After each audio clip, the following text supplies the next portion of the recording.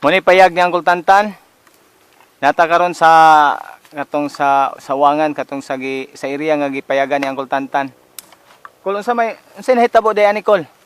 Ato to Saturday night na Saturday so Sunday na yon. Actually atong sa Friday ato kusog ang ulan. Kusog ang ulan adto. O lagi kay bagyo-bagyo man to diri sa Then Pilipinas sa tunga time. Nang duman ako nga matag ulan siya sige siya kahirig. Muka naman ang yuta. Ato gingigayo na wa man to siya nag-ulan na tunga time pero nahumok ng yuta tungod sa kay nagabok-gabok nang siya. Dana gid siya nga tuwan. Dira. May lagpot. Lagpot ka dira. Natulog gid ka adto gabi unsa to gabi ka gabi. Alauna na Domingo na to siya. Alauna sa Kadlawon. Natulog ka. Tapos mo alas 8 ko natulog gikan. Gikan sa alas 8. Alas 8 kay maglaag man ko dito sa Danau. Magbalita. Nagbalita. Dahil pag alas 8 tugbong na ko diri. Matulog na din ka, diri ka magtulog. Pag alas 12 kapin gito siya, mo ring namatyan nga guho ang pan. Naana lugar. May gani kay kung dili to pa ubos akang padagpak sa imuha takilid siya kay bakilid man. Kilid siya. Pa ana. Nilagpot ka. Ang imong ko dito nga area dito imong poste na dira nga part. Dira kana akong gi-zoom in. Tapos milagpot ka.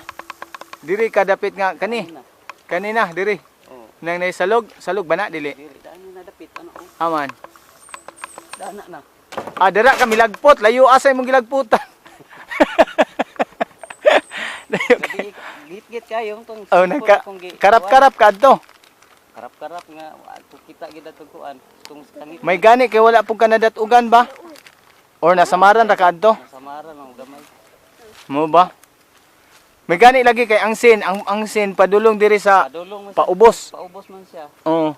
So wala ra kay kami kuan gidagpak sa patungod kay kuan man tungod sa kabakilid. Mihiri gid siya. Mihiri pag diha na day ko gidagpak na dayon. So nangita kog cellphone. Kay kato nang ko sa kudat tutungos kangit mo to nga pangita na kong ispat. Kita na akong cellphone mo to una. Nakita nimo una ang ispat. Paguman mo to nangita rin kag cellphone. Cellphone na dayon. Okay, dag-ulan to, damage sa tanan. May gani kay ang ulan adto previous days nagulan-ulan. Wala gid to adto nga night. Mo to gi-text na gi-chat na ko to si friend na mo na yung kahintang. Si Uncle Efren una nakahibalo sa imuha. Si friend.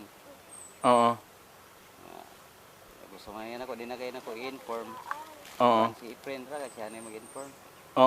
Itong pagkakuan, nagbuhat lang ko pagkakuan na dito, akong gikuan, Facebook, nagbuhat ko grupo para exclusive nga.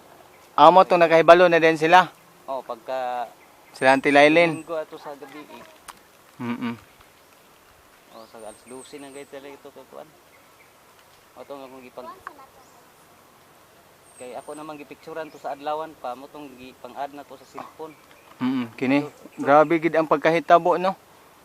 Ang kuan na bungka gid good. Mo ni payag ni Uncle Tantan. Payag ni Uncle Tantan na bungkag. Taliwala sa bukid ni siya aka nang sa pangpang.